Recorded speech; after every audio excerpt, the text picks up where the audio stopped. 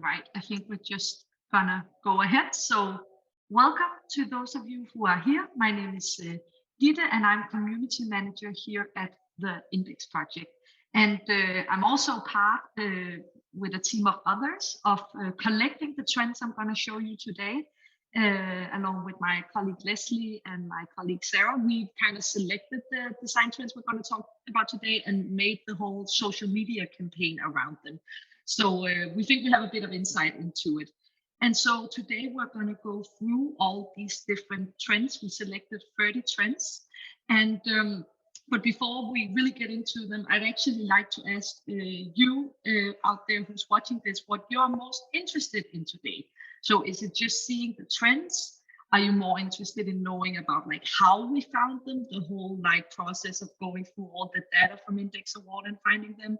Or is it more knowing which one that our community responded the most to? So I'll just put out a poll real quick, asking those questions, and then I can also maybe tailor a bit more of the presentation around what you guys think is the most interesting. So I'll just have the poll out now, and then we'll get started in a bit with the presentation.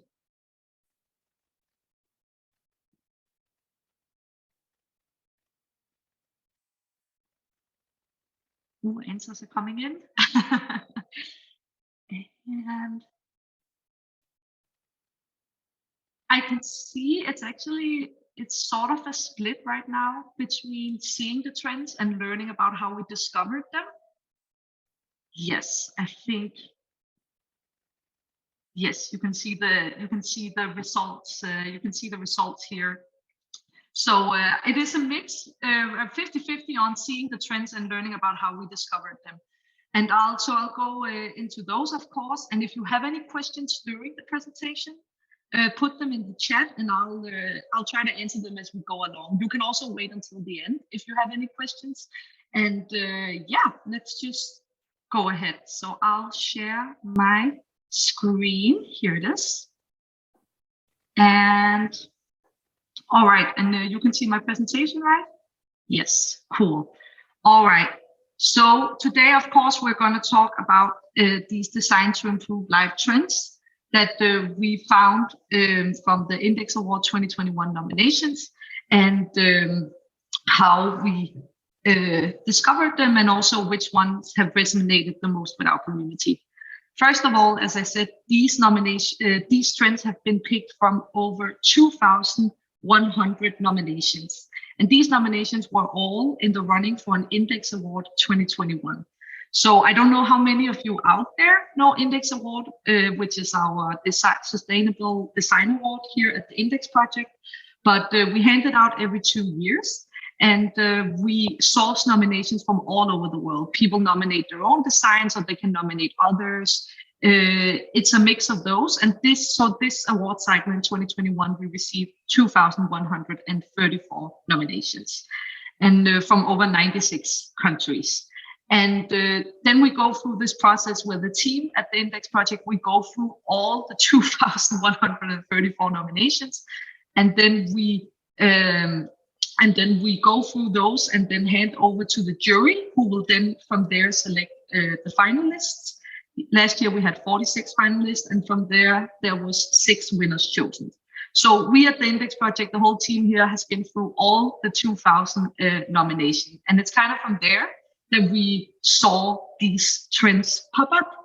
And just as a little fun fact, I think when we went through, we can see that the nominations that we received for the award cycle in 2021, the top represented SDGs were good health and well-being, responsible consumption and production, and sustainable cities and communities. And some of the lesser represented ones, for example, were partnership for the goals, and also no poverty. We also actually don't see a lot of solutions for. So that's it's a bit of a little fun fact, I guess. So how did we discover all these trends? Well, here at the Index Project, we have a tool we call Big Picture, which is kind of like a web-based data library, you can say, on the award. So all the nominations that's gone in from 2017 and until today have been categorized in this tool. From this tool, we can see which nominations, sorry, I'll start over. We can see which SDGs are represented. We can see what the award categories the nominations are placed into. So at the Index Award, we have 5 categories for the award, which is body, home, work, play and learning, and community. And I'll get into those a bit later. We can also see which regions are represented and countries, and then keywords. And these keywords are really key, you can say, to discovering these trends that we're going to talk about later. So when people nominate for an Index Award, they can actually type in keywords to what the solution is about, what it addresses, what is it for, what is it made of, what does it address, who is it made for, and so on and so forth. And from these kind of data, we could kind of see we could of course see that some keywords were used more than others. So it's a mix of this big picture database tool that we use to select, to find the trends, and then combined with just the whole team at the Index Project going through the nominations and seeing, oh, okay, I have seen a lot of shoe designs this year, so I'm going to note that down. And then we gathered it all into one big document with different trends we saw. And from there, me and Leslie and Sarah kind of went into big picture again and kind of saw, okay, was this a one-time off trend? Was it just one design that really stuck with someone? Or is there actually more designs doing this? So we can actually maybe call it a kind of like booming or aspiring trend. And I think you will see with these trends in a minute that some of them may be kind of like, oh, okay, I already knew that was kind of happening, but some of them might be some very, very early start trends that we can see a lot more of in the future. And on that note, I'm going to introduce you to the Meet the Design to Improve Life trends of 2022. There's 30 trends in total. I'll go through them a bit, not quickly, but you can say, but I won't bore you for too long with all the trends. But I'll just give you an introduction to them and a good example of a design that fits within this trend. And if you want to explore these trends more further, you're more than welcome to go to Instagram. We have a hashtag called Index Trends, where you can find all the trends and you can see the information on the people who are behind these designs. But we'll just start with the 5 trends from the body category. And the first one is this one, which I think was a really, really interesting one, which is called the body as a battery. And this is about using our body heat to power life-improving solutions. So it was anywhere from a charger you could put close to your body, and then it would get energy to heat your phone. But it was also something like this design called Start Now, which is a wearable battery that's powered by the temperature differences between humans and the surrounding environment. And the aim is to actually power medical equipment and save cost and consumption in the long run. This is also a very early stage idea, but really interesting. And this is one of the trends within the body category. The next one is, and I guess a lot of you have seen this before, is of course digital fashion. We're seeing a lot of fashion, textiles, materials entering the metaverse, and we're seeing fashion becoming NFTs, of course, and we're seeing them being sold online. But it's also about using digital tools to make the fashion process more sustainable. So using digital tools to prototype garments, also to tailor. You can do 3D animated tailoring. And then we have this example, which is the Fabricant, as you can see on the photo, which is a digital fashion house that sells garments and collections on the blockchain. And the really cool thing about them is their aspiration is actually to be the kind of like go-to retailer in the metaverse. Then we have sexual healing. And the thing about this trend is that it's all about kind of discovering consent, understanding and explaining what consent is about, but also mending sexual trauma for people who experience that. And one of the examples is you can see here on the screen is called Balisa, and it's by Ariadna Sala Nadel. And it's actually a therapeutic tool to accompany and support survivors of child sexual abuse. So when they're adult and they're in therapy, this is actually a tool to help them talk about what happened to them. So the pieces you see on the screen, they're actually linked to different emotions, and they are meant to be facilitators to a conversation between psychologists and sexual assault survivors.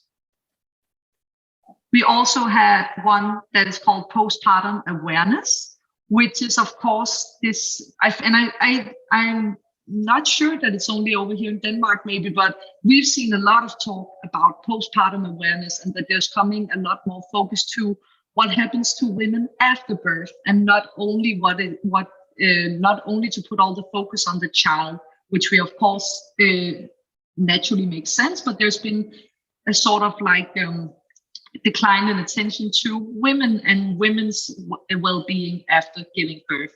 And what you see here is actually on the photo, you see an Index Award finalist from last year, which is Hegenberger Speculum. And this is a redesign of a critical medical tool that is needed to search a woman after giving birth. So 9 out of 10 women actually need surgery after giving birth. And it was beforehand, it was a very painful experience for women, and it wasn't not easy for midwives to actually do it. But with this redesign of the speculum, it's much easier and much more comfortable for women. And it's a more of a no-brainer to go to, because it's easily accessible and more easily done with this tool. Then we have designing for the Black experience. So this is, of course, about designing for minorities. In this instance, the Black and Brown community. But in general, we'll see a lot of trend, which is about designing for a specific group and tailoring to their specific needs. And a really good example of that is Health in Her Hue. So the thing about that is that many Black women experience that health workers are dismissive or don't really attend to their needs. They kind of are condescending about the issues they're facing.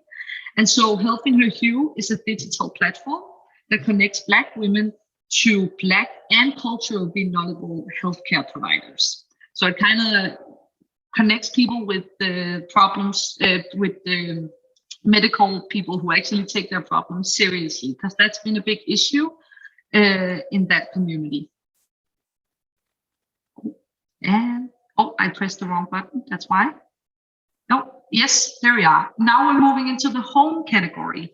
And in the home category, we saw a really interesting trend of kind of repurposing vacant spaces or even just addresses to help homeless people or people who were in need of a kind of like new address or some sort of stability to have a new beginning. For example, there was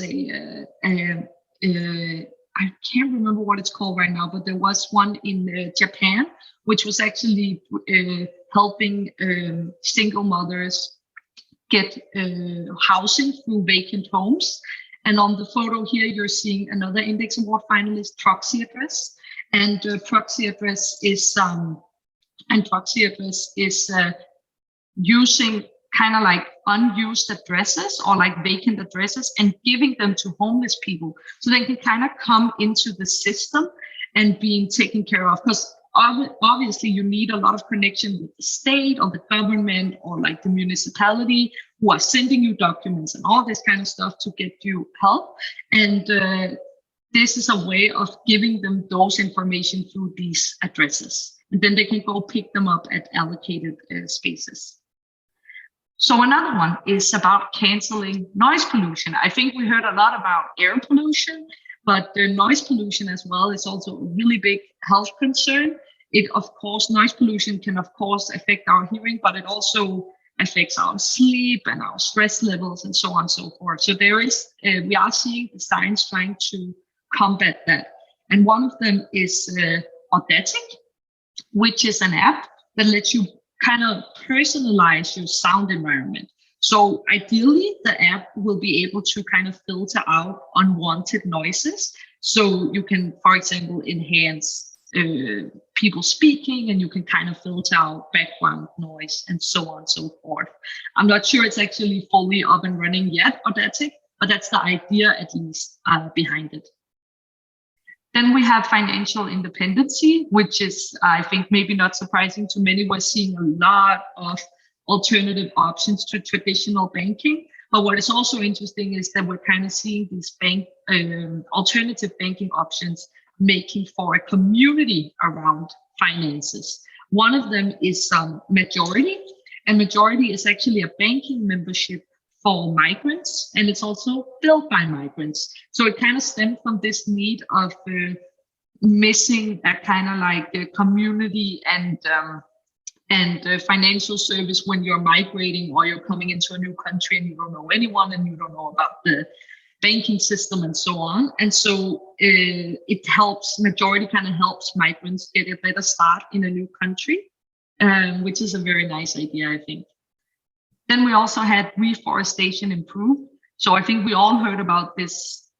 Buy one of our products and you can help plant a tree somewhere. And that whole system has gotten a lot of critique, obviously, in the last couple of years, because the whole system behind it is not very transparent. It's hard to know if those trees actually get planted. So we are seeing a lot of new and different and improved ways to do reforestation, because it is still one of the most impactful ways to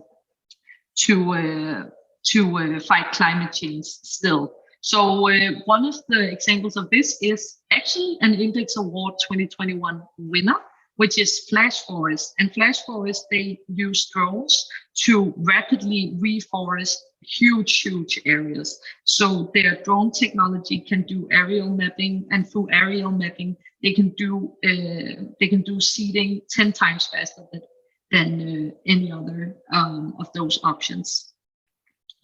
And so let's go to the next one, which is this one is about preserving homelands. And I guess this also falls into the category of kind of decolonizing design, which some of you may have heard of. So this is about, it kind of falls within that category. So this is about kind of reclaiming land or reclaiming lost traditions and putting them into design practices or making designs that reminds us of them. And one of them is Remembering El Sadu, which is by Dalia Bosali. And it's actually an installation that teaches visitors the fading craft of the Bedouins. So they kind of sit on this little stool area, and then they can learn a traditional weaving technique, which also becomes into a collective textile. And then we have, I think, yeah. Okay, this one, I guess, is a no-brainer. It had to be there. We couldn't come around it. But hybrid working, of course, which is both designs for a new working normal, but it's also for a kind of like, completely new way of working. I think we all know it changed so much. So these designs may also be applicable for the future. One of the designs we saw was a design called The Sound of Colleagues, which was kind of like a website where you could activate sounds of an office. So like the coffee machine, people talking in the background, a scanner, a printer, all that kind of stuff. And you could kind of turn the volume up or down and create this perfect office environment for you to work in from home. But the one I brought today is the Nomada Desk, which is actually a foldable and portable desk that you can bring anywhere for a different work experience. So it is intended to make you go out and work from a different place, which is an option a lot of people have now. Then we have carbon footprints for companies. So for many, many years, there's been a focus on the individual needing to change, a lot of focus on the individual needing to be aware of their carbon footprint, sort the trash, eat less meat, all that kind of stuff, which is also helpful. But I think we've also come to the realization that it is companies and industries who needs to take a big step as well. So we saw a lot of designs. We saw a lot of like carbon tracking designs for companies, and we saw a lot of just these ways of helping companies keeping themselves accountable and making sure that they were reaching their targets or set targets and so on and so forth. And one of these designs is Inhabit, and they have something called an active climate toolkit that makes it easier for companies to measure and report on their environmental impact. And then from that plan that they make there, Inhabit will give them a plan of action to reduce their emissions. And then we have localization of service, which is also a thing, I guess, that came more naturally with the pandemic. We didn't have the access to all the things around the world anymore. But it's, of course, a great movement to start thinking of local products and local materials. One of these is Domestic Clay by designer Max Honecker, which wants to spotlight like our lack of material intelligence and how we always outsource or get from outside. So he actually started studying materials in his hometown in Italy, and from completely local resources, he was able to make these cups and, of course, the educational project out of it. Then we have Restaurants Renewed. Also, you could say a pandemic design, but it's actually also about just improving the restaurant experience as well, or changing it. Ally is a really good example, and I guess some of you are thinking now, like, how does this design to improve life? But stay with me, because this is actually for people with severe allergies. So where dining out can be really dangerous, or it can be a hazard at least. So this is actually a restaurant-based test kit, so you can test your food at the table and be completely sure that some of the things you're allergic to are not in the food. And I actually forgot to mention, I'm in the work category now. Hybrid working, of course, and localization of service and Restaurants Renewed are all work solutions. Oh, no, it skips a bit. Okay, here we are, belonging at work. So this is, of course, about making inclusive workspaces the first priority. And here we have Chessie, which is a company that makes people from underrepresented communities feel belonging in the workplace, where it might be hard when you're kind of underrepresented to feel like you belong.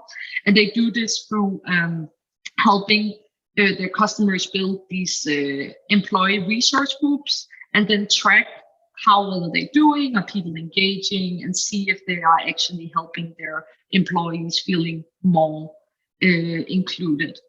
And one of the Index Award winners this year from the community category, actually, Algorithmic Justice League, a part of their solution is also making sure that when we hire people for jobs, or that when we gather applications, that our biases don't go in and eliminate people based on algorithmic bias. That's a whole different story, but that's also one of the solutions.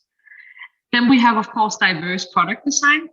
So this is about diversifying everyday objects for inclusion. And one of the examples of that is our toe. This was actually a bit of a controversial design by Band-Aid, just because some people thought it was a little bit too late, but it has also gotten a lot of praise. And it is, of course, these Band-Aids that makes it less noticeable that you're wearing a Band-Aid for different skin types. And this is part of the play and learning, category we discovered this in. Then we have digital access to history, which is about learning from the past in new and immersive ways. So instead of just reading in a history book or just going online on Wikipedia and reading, it's kind of trying to immerse us into something to learn from it. It's both digital art exhibitions, but it's also something like Ditte. And Ditte is an open source historical map of the world. So and it's open source in the sense that, of course, as users contribute more data, the world gets more elaborate and you can discover more of the ancient world.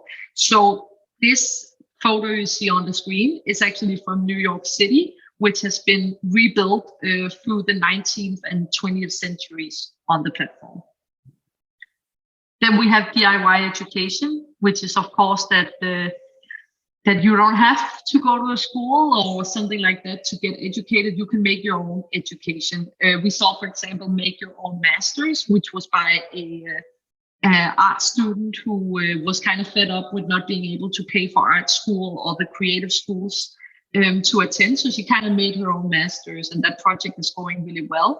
Another one is Toys for Quarantine here, which is an Index Award finalist also, and which is an open source method to bring tech resources and learning into low-income communities. And then it teaches kids to build their own tools and kind of get introduced to STEM. Then we have talking to and with animals, which is this movement to actually understanding the language and emotions of the animal kingdom to connect more with them. And when I say language, I mean very specifically language. For example, the Earth Species Project, another open source. It's actually a collaborative project dedicated to decoding animal communication. So their goal is to understand non-human languages through kind of like sourcing from people all around the world who kind of understand, maybe have different understandings of animals. And the goal is, of course, to get a sense of our ecological impact on the planet if we could understand the animals. There was also a turtle simulator, so you could kind of go through the water like a turtle and avoid all the plastic in the water, so you could feel the same emotions of a turtle who has to do that. And we have displaced learning. So this is about filling the critical knowledge gap for children who don't have a stable learning setting, unfortunately. So it's kind of like learning as you go, I could say. And one of the solutions for that is Fundamate. And Fundamate is actually a kind of like WhatsApp, Facebook Messenger teaching tool. So what it do is that with limited internet access, students or kids can get education. And today, the platform actually serves over 200,000 students in more than 30 countries just through texting and giving them education tools through texting. Then we are moving into the community area, the last one. So these are the last 5 trends. And this is, of course, about meat grown in laboratories from animal cells. And this is, of course, what I guess I put a question mark, the next step in the food revolution, but I guess it is. I think we're going in that direction. But I don't know if you're ready for this one. This is the Ouroboros steak. And it's actually, the concept is a grow your own steak kit with human cells and blood. I know it's a bit out there, but it's also about questioning the ethics of the existing meat industry, and would we be willing to make dinner not just for, but also from ourselves. Then we have, there's not a new picture, but there's post-COVID architecture, which is of course about building spaces also for a different world. And CoLab 19, this is not their photo, I'm really sorry, but remember the name. CoLab 19 is a laboratory of architects dedicated to designing sustainable spaces for post-pandemic situations. So they're all about making these new spaces where there's room to be distanced, or there's better, what do you call it, like air condition, or like we have these better spaces for actually being together without the risk of contagions and so on and so forth. So they actually push for collaborations also, not just for themselves, but between the private and public sector to make new innovative architecture. Then we have planetary despair, which essentially is different ways of treating climate anxiety. We've seen a lot of designs addressing mental health challenges in youth and elderly as well, actually, just all over. But this is we're seeing more and more designs looking into climate anxiety and how you can treat that, because it is booming within the younger generation. One of them is Good Grief Network. And Good Grief Network is a network for people with climate anxiety. And they have kind of like a 10-step approach you go through. They run peer-to-peer support groups, and they have so far reached 1,000 people in 5 continents. So they are trying to go global with what they're doing and help people who suffer from climate anxiety. Then we have powerful protesting, which is essentially about aiding the fight for justice and inequality, but also protecting protesters. It's not just about finding new ways of protesting in smarter and more efficient ways, but it's also about protecting the right of the protester. And a good example of that is the Blur tool, which is a part of the Signal app, which automatically reads faces on images and pixelates them to protect the identities of activists and other users on its messaging app.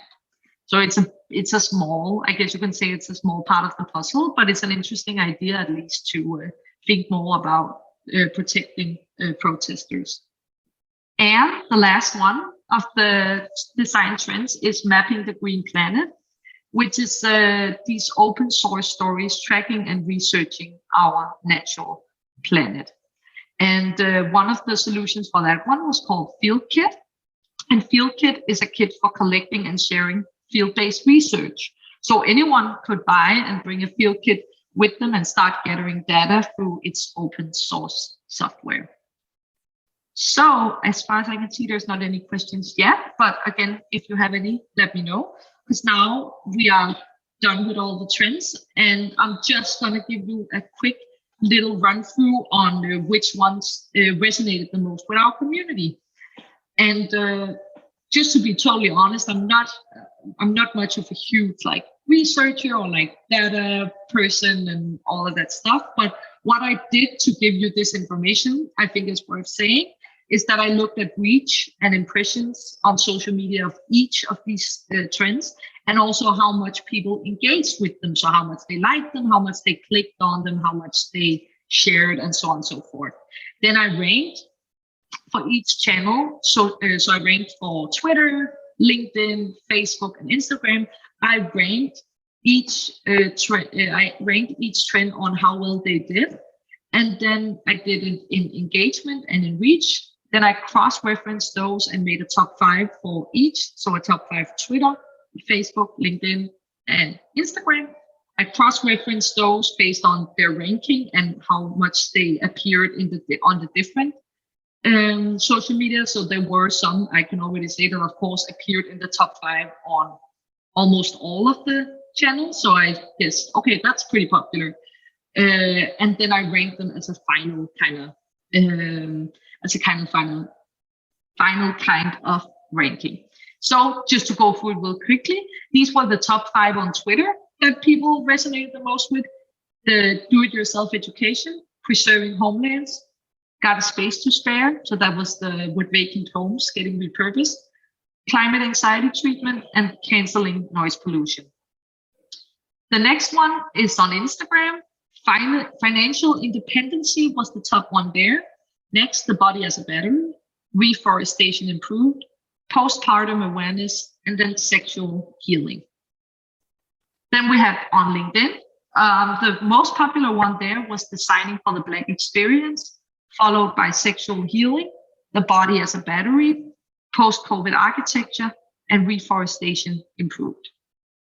And then on Facebook, we had diverse product design as the most popular one. So you could see there are actually 4 different tops across the channels. Number 2, sexual healing. Number 3, post-COVID architecture. Number 4, reforestation improved. And number 5, postpartum awareness. So I kind of cross-referenced these on the appearance, on how many times they appeared and how they were ranking, and kind of came up with this top 5 across the platforms. So sexual healing, number 1, was the most popular in engagement and reach. Reforestation improved, the body as a battery, post-COVID architecture, and finally, postpartum awareness. So that was it for my presentation. I don't know if anyone has any question. If you do, share them in the chat now. But yeah, that was actually the 30 trends. And if you are interested in seeing them again or diving a little bit deeper into them, as I mentioned, if you go to Instagram and go to the hashtag index trends, you can find all of the trends and discover them a bit further. And I can see what was the fourth category afterward. I think I missed that. That was community. Glad you asked. That was community. So that was the designs that was mapping the green planet, powerful protesting, planetary despair, post-COVID architecture, and lab-grown food. Yeah, so those were the community ones. And yeah, and there's another one, play and learning as well. Yeah, that was that one. Oh yeah, did I say fifth category? It was probably the fourth category is play and learning. Sorry, play and learning, just to be completely, that's displaced learning. It is DIY education. It is digital access to history, diverse product design. Yes. And talking to animals, that was the one we were missing. Perfect. All right. Well, then I just want to finish off by saying thank you so much for watching this little presentation. I hope it was useful, and I hope you can use it for something in your work, whatever that may be. So if you'd like to support us, consider donating to the Index Project. We're a nonprofit fund. So anything helps. And of course, this material is all free to use. So if you want to give something back, we'd love to have that. But another way you can help is also just follow us on our social media, on Instagram, for example, or you can subscribe to our newsletter. That would be a really big help as well. Then you will also know when we have more events like this coming up. The links to those things will be in the chat now. And then last thing, we actually, if you're based in Copenhagen or you're coming to Copenhagen in May, we actually have an event on May 11th. We're doing a screening of the movie Going Circular, which is a movie about the circularity movement and about 4 pioneers within the movement. And yeah, how we can get inspired by nature to heal our planet and work together with it. And then we will show that movie on May 11th. It's also free to attend.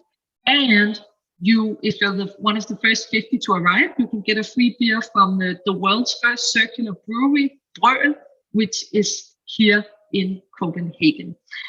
So there's also a link for that in the chat if you want to attend that.